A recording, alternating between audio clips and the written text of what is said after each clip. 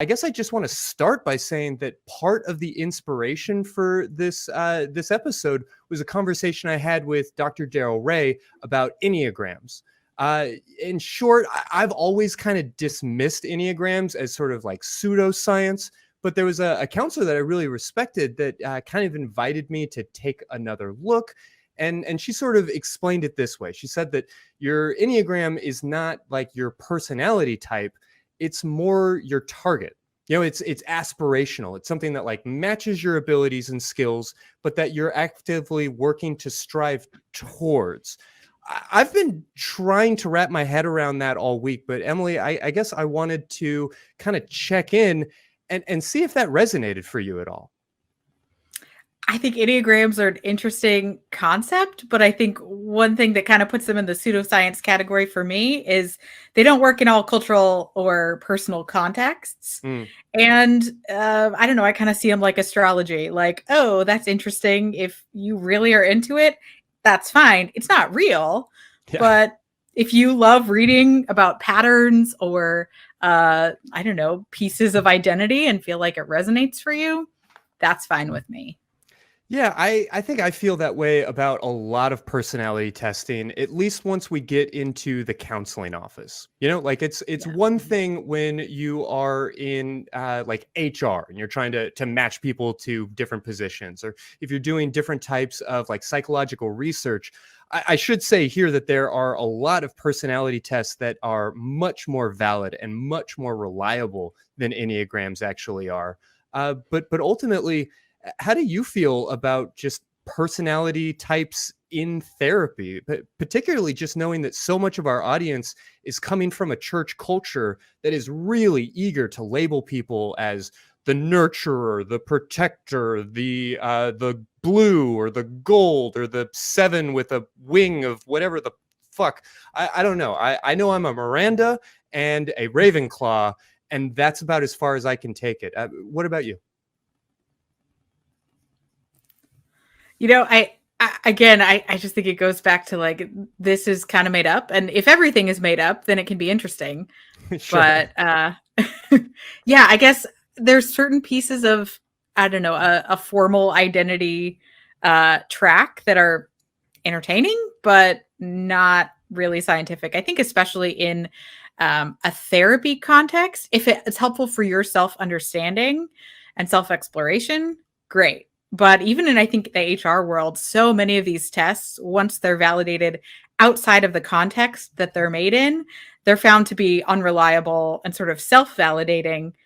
But I don't know, is somebody who's, like have a lot of woo a better coworker? I don't know. I appreciate a coworker who shows up and does their job more than I appreciate somebody who has a label on their wall. Yeah, not to mention just the Barnum statements that go along with it, and sort of the over-identification. Like, well, somebody told me one time that I was this personality type, and therefore this is how I must operate. And yeah, I don't know that it really leads to useful like growth and change. Well, so that leads into a question that I had about this that I was hoping that both of you two could answer, is the self-fulfilling prophecy aspect of personality tests. So there's the one side of validating, like, oh, I've always known that I was this or that, right?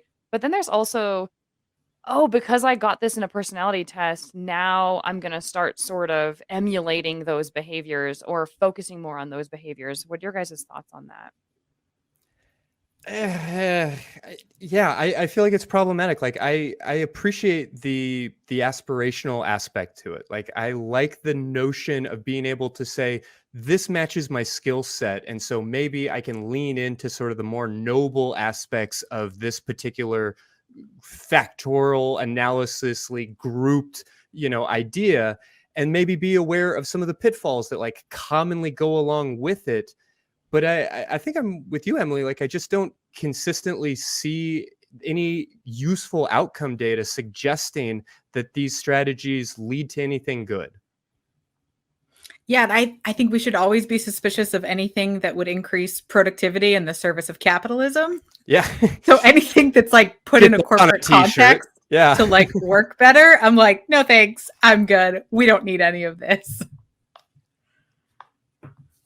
So Emily had mentioned cultural context earlier, and Ironclad Alibi had put in text just before the show started. What is pseudoscientific therapy? Is it things like acupuncture, and Reiki? So I wanted to jump in with that question right off the bat because I think it's kind of relevant to what we're talking about today.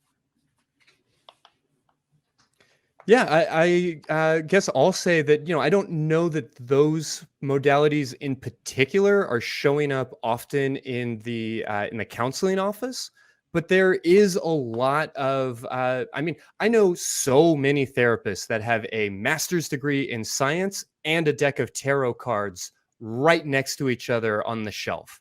And I think that's kind of what we wanted to get into tonight is like what some of those like bullshit philosophies or less well researched modalities that do kind of seep in to the therapeutic relationship. Yeah, the thing that stands out for me is pulling those things which have validity in their cultural context outside of that context. So if we think about the course of human history, right, even thinking about psychology, it's actually a pretty new invention, right? The science of behavior and the mind is, happened really in the last like 200 to 300 years. Whereas cultures have been practicing, healing rituals or community practices long before that.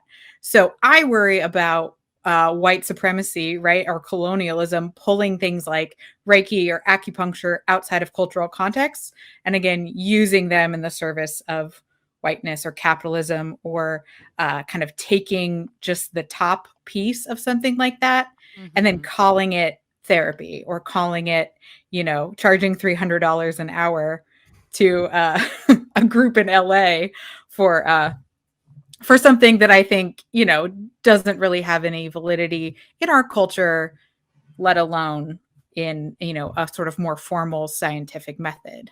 Mm-hmm. I'm glad you tagged that in on the end where you said formal scientific method, because my follow-up question was going to be, isn't there an argument to be had that some of these things aren't even useful even within their cultural context? So we may want to walk on eggshells and be very careful about how we approach other people's cultures and how they do things, but is there not still an argument to be had that, well, regardless of what culture you're in, scientifically this has no bearing, or scientifically this doesn't improve one's health or one's well-being? So I'm glad you threw that out there. So we almost don't even need to touch it, but I did want to sort of glaze over it a little bit. Highlight that, sure. Yeah, absolutely. So getting think- back to some of the, go ahead. I was going to say, one thing that is confirmed in scientific research is the power of suggestion, and the placebo effect have been confirmed over and over again. So I think that's something to note is like, if in your cultural context, it has meaning, it may improve your life because of your cultural context. So I've always want to play around a little bit with like the fact that validity of what other people think and what you think actually has an impact on reality. Yeah, I think that's a really significant thing here. And, we may not want to chase this rabbit too far, but it really is worth saying that we often are very dismissive about the placebo effect. Oh, it's just placebo, as that's sort of shorthand for saying it's not real. When you work in mental health, when you work in the social sciences, you recognize that placebos are incredibly powerful, that the power of the mind and the ways in which we focus it, the things that we believe, those are really significant. If we can't identify and isolate a specific method of action, we tend to dismiss it as pseudoscience, and that's with good reason. But it is not to suggest that there isn't the potential for like meaningful power in some of these things, but the ability to like isolate, identify, bottle, and replicate that power is often really overblown. And so I think that's something to kind of keep in our back pocket here. But I really wanted to focus tonight on sort of what we're seeing in like modern American therapist office, because right now I know that people who have never been in therapy are kind of rushing towards it. Every talented therapist that I know right now is feeling pretty overwhelmed by the number of inquiries and folks that are reaching out. a global crisis will kind of do that to you. A couple of years of like terrible government management and the crumbling of society. Okay, I'm gonna have an existential crisis if we don't move on. But there's a lot of significant things to talk about here. Well, that's perfect. So that being said, Emily, what are some of the red flags in therapy, like in looking for a therapist? Yeah, for me, I would say, depending on where you are, right, in your country or in your state, there might be more of an emphasis just in your culture on using religion as a therapeutic tool. So screening out somebody who's going to offer to send you, I don't know, forward you Joel Osteen's newsletter every week as a therapeutic intervention, which has been suggested, right, to That's some of the groups biggest that I know about. flag. Right? Like run as fast as you can. But just noticing, most therapists have either a profile or a website, some way that even if you're going through your medical office referrals to validate what sort of things are people talking about in their work. Are they using sort of, I don't know, bullshitty language or kind of religious tones? Especially if you come from a background of religion, you'll probably be very wary of what sort of like magical phrases feel like religious triggers to you. Mm-hmm. So there's some great organizations that work specifically with people who, have agreed to not use religion at all in therapy. But that's a big red flag for me. Sure. Yeah. So then what about some other things that maybe aren't tied specifically to religion or culture? Things like music therapy or sand tray work. What are your thoughts on that? Yeah, those are... Yeah, Emily, let me leave that to you. Yeah, I can start. Certainly things like music therapy or sand tray work have been validated and studied and are legitimate forms of therapy for specific concerns. But I don't know if, a general practitioner would know about those specifically. Christy, what do you think? Yeah, I mean, I think the certification is kind of significant, but I think that both of those are super valid. At least as far as I know, there is really good research. I did pull out a handful of studies that are in the show notes for this episode, so you can kind of verify a few of the things that we're talking about. But I know that right now there's a lot of kind of experimentation in therapy. The pandemic has pushed a lot of people online, which has, I think, just sort of served to validate a lot of what the research we already had said, which is that online counseling has at least the potential to be every bit as good as in-person counseling. I can say just from my own tiny microscopic sample size that in my experience, it can for some people be actually beneficial, perhaps more effective than in person. For most people, I think generally in person tends to be more powerful, but you can still get great effects doing online counseling. With all that in mind, though, I know a lot of therapists are kind of using this as an opportunity to do things like walking therapy or hiking therapy or some of these like get out of the office practices. Emily, do you feel like we should be kind of wary of things like that? If somebody's following an apparent standard of ethics in their area, right, they're doing it licensed, they include information about risk to confidentiality in their consent documents. I think there's a lot of legal concerns with some of those practices. But if somebody appears to be doing it ethically, and that's the kind of therapy that you feel like would work for you, right, if you're more interested in nature therapy or really grounding with, an experience of movement, then what we know again from multiple studies is the relationship with your therapist and your perception of the effectiveness of the therapy actually has significant impact on you as the client getting the results that you want. Mm-hmm. That is really fascinating, and that leads me into another, like, talking about going outside and doing nature therapy. Here's a little left turn for you guys as well.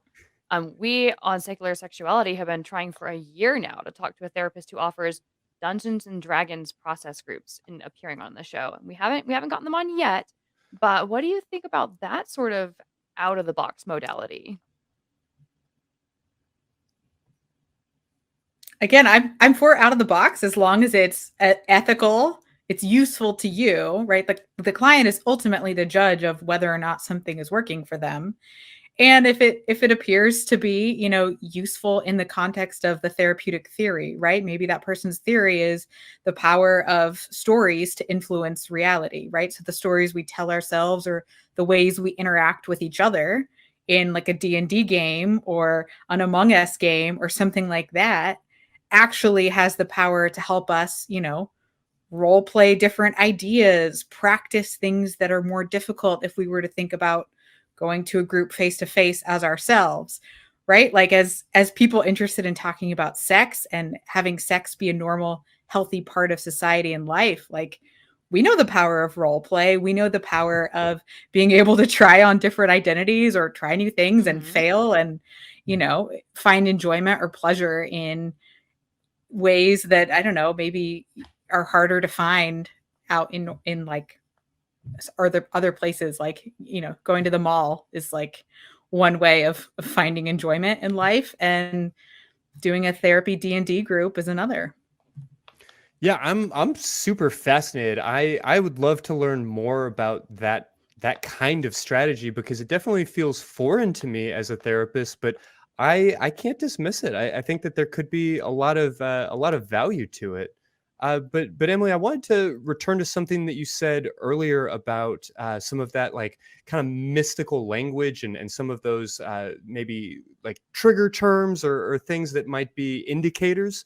Because we spoke a few weeks ago on the show about mindful self-compassion, and increasingly I see an emphasis on a lot of therapy modalities that at least originated in like Buddhist meditation or in shamanic healing.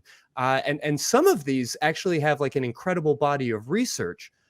What should we make of those kinds of practices?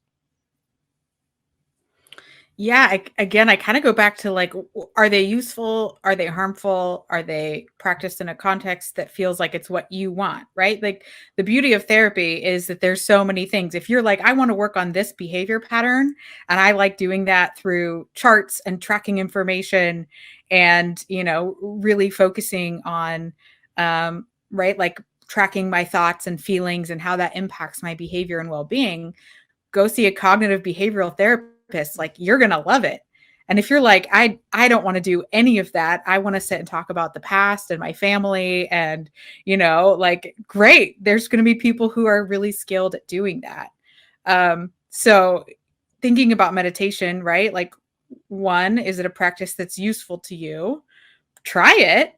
There is really great scientific research about the calming effects that it has, right? The way that it can increase well-being or connection to others, like things that we really care about, taking care of our communities and taking care of ourselves. But again, if you feel red flaggy, like you might be in the presence of some bad therapy, and it's okay to leave. Yeah, I should mention to folks that we did an episode with Dr. Daryl Ray and with another therapist, Andy Lane, back in the fall about how to find not just a good therapist, but specifically finding like the right therapist for you.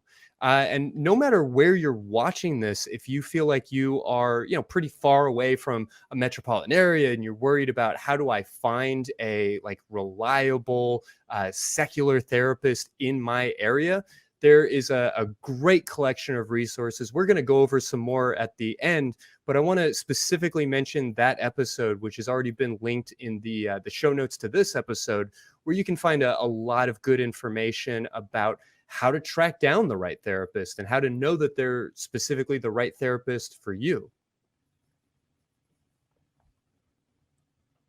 Christy, I'm really glad you mentioned that, because there's been some conversation in chat about people having a hard time finding therapists that specifically that aren't religious and that don't have a very religious agenda with how they do their treatment.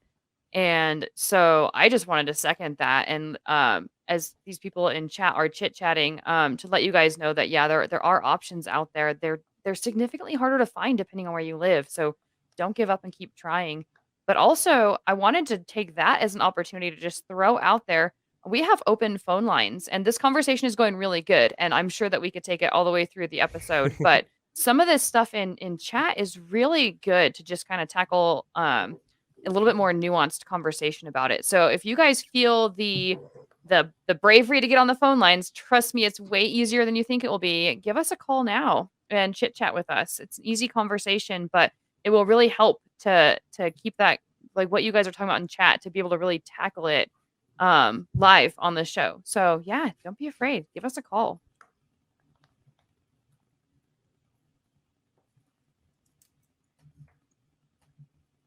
And now, Christy, I wanted to throw this out there to both you and Emily. We talked a little bit offline about play therapy. Now that's getting more involved with children. And you had said that you're not really familiar with it, but I wanted to just ask you guys, because we're talking a lot about adult therapy, secular therapy, but a lot of us have kids out there. And I know my son, when he was younger and was going through some issues, found a lot of success with play therapy and also had some issues with it. So without me getting too much into our personal story, I wanted to kind of find out from you guys what your thoughts are. Yeah, Emily, I think you may have a little bit more of a background in this than I do, but I'll just say that play therapy modalities are tricky, are messy. You know, working with the mind is complicated enough. Working with the mind of somebody who has the verbal skills of a 5-year-old, going to be especially tricky. Like talk therapy is very challenging for somebody who can't pronounce their S's. So, you know, when you're working with kids, it can be difficult for sure. And there's a lot of efficacy in a lot of different play therapy styles. I couldn't say a whole lot more about the specifics other than it's very much like a valid and important part of the field. Emily, is there anything you can add on to that? Yeah, I'm thinking about human development. We know that play or creative expression is such an important part of development of the human brain and the mind, right? Like that's why it's so important that kids and families, anybody who's raising children, have the resources to live safe, stable lives, right? So that kids can have a chance to play. So I think what's great about play therapy is that's a type of therapy that has really channeled the importance of something that we know is vital to human brain development and really works to use that method to help heal and encourage and support children who are having a difficult time. There's even some therapists I know who've used it right with adults who really want to connect with maybe something that they feel was underdeveloped in their childhood, or just want to throw in something different that day, right? There's a lot of power of human connection, of movement. So something as simple as like passing a ball back and forth, if that's you and your therapist, or I'll say you can also do this if you're having difficult conversations with your partner or partners or another family member, right? Something as simple as like throwing a ball back and forth actually connects our brains and helps us communicate better and stay attuned to more difficult conversations. So that's a little like play therapy technique that I think is actually really useful in a lot of other contexts.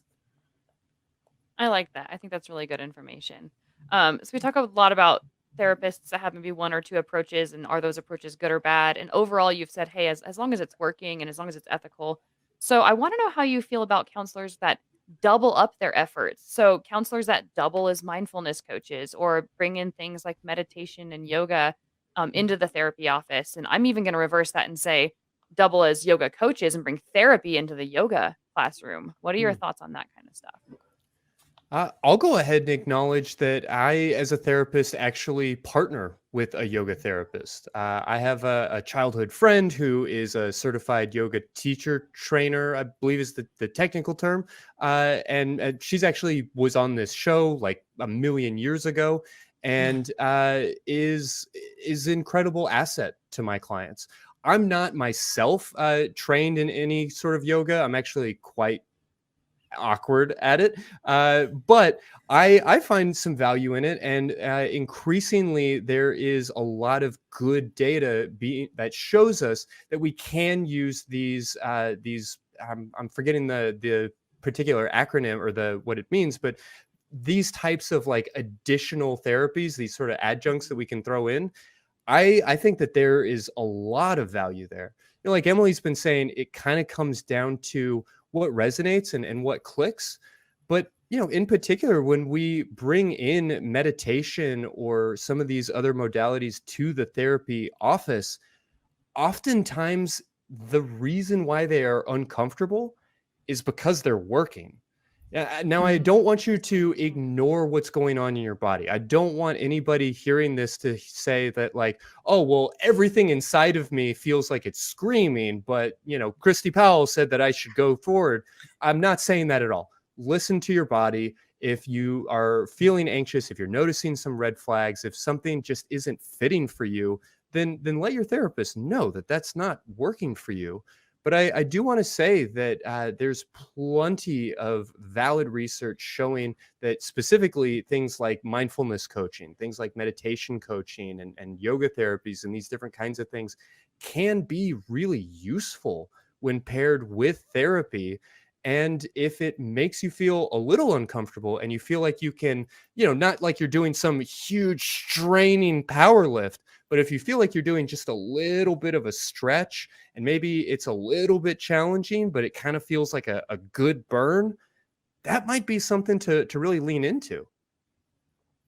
I think the kind of things that you're talking about, Laura and Christy, are both really powerful, especially in terms of trauma healing, right? Like, we are mammals, like, coming back to this fact that, like, we're animals and body movement has an impact on our brain and our well-being in whatever capacity your body can move, whatever abilities you have. Movement is useful to us, right? Like, so I'm interested in some of the sort of more woo-woo, I would say, end of therapy, right? So I'm trained in a method called EMDR, eye movement desensitization and reprocessing, that feels a little bit weird, especially if you're just hearing about it for the first time. Doing it for the first time can feel really weird. But Seconded. again and again, yeah, I've done it, and it's really strange. But it seems to tap into something that we can make our brain work through some natural processes with a little bit of prompting in a way that reduces trauma triggers, right? So something as simple as, like, this feels really weird, but knowing that there's all these research studies to back up the validity of using EMDR to reduce the physical impacts of trauma, or using trauma-informed yoga, right, to reduce the sensations of panic or anxiety or dissociation that are associated with trauma. Yeah, if you're interested in doing that kind of work and you find somebody who, again, is like a legal and ethical practitioner of that, it might feel a little uncomfortable, but if you're getting the results that you hope for, keep going. Well, Emily, I guess this is the last question before we jump onto the phones. But you and I talked a little bit before the show about how we're both looking into certifications, and we both work and operate in the sort of sex therapy realm, a world in which way too many therapists have not done their homework or actually like gotten sort of the basic rudimentary trainings that they should need. And I guess I wanted to ask, in that realm, where do you draw the lines? Like, what feels appropriate when you're recommending to a client, like, hey, explore your sexuality, work through your shame, like inhabit your body, some of these kinds of things, without, going into like crossing boundaries or becoming a little bit too close on or too intimate on some of these topics. I don't know even a specific question here, but I'd love to just hear you speak a little bit about sort of how you draw those lines, or maybe more importantly for the audience, like how you know that those lines are being crossed in ways that maybe aren't ethical or that are concerning. Yeah, right. I think knowing how you feel is really important. So it's really on the therapist, right, as the practitioner, the person with the legal and ethical responsibility to you and your well-being as a client or person that they're working with. Sex therapy should feel maybe a little uncomfortable, but it's not going to feel creepy. If it feels creepy, you have every right to speak up for yourself, say this feels like too much right now, or I don't really understand the point of this, or I'm not interested in having this conversation with you. But if you have somebody who's trained and certified in sex therapy or who's advertising that, right, saying like, I can help you with this, you should expect them to be very comfortable talking about sex in medical, emotional, relational aspects.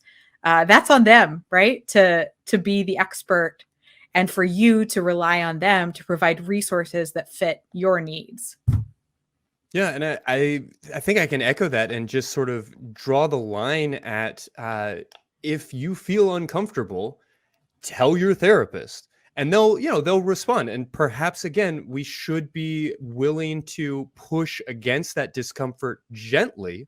But if you tell them that something makes you uncomfortable, their response is going to be like the most meaningful and significant data point that you have to operate from. Because if they hear that you're uncomfortable and they keep pushing forward anyway, that's just not good therapy, regardless of the topic or the appropriate boundaries. But if there's something you're interested in, like ask your therapist if they can research it for you or develop resources or find someone else in their field who can, right? Like therapists get to ask each other, right? Like, hey, I'm working with somebody who's looking for a resource in XYZ, right? What books or articles are useful if you're thinking about like polyamory, right? Like, well, great. There's therapists who work specifically with that and who have resources available. So if there's something that even if your therapist doesn't specialize in it, ask them to do a little bit of the work for you and help you out if there's something you want to know more about. Yeah, the amount of time that I spend specifically in therapist, like online support groups, Facebook groups, and things like that, just giving people book recommendations on polyamory specifically. I mean, if I was billing, I'd have a much better house.